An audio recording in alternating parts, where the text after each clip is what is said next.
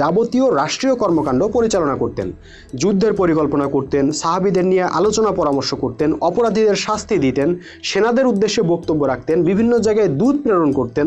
এখানে আপনার মনে রাখতে হবে এই সমস্ত রাষ্ট্রীয় কর্মকাণ্ডের সঙ্গে ওতপ্রোতভাবে কিন্তু জড়িত ছিল আল কোরআন, কারণ কোরআনই ছিল রাষ্ট্রীয় আইনের প্রধান উৎস, সেখান থেকেই যাবতীয় দিক নির্দেশনা আসতো।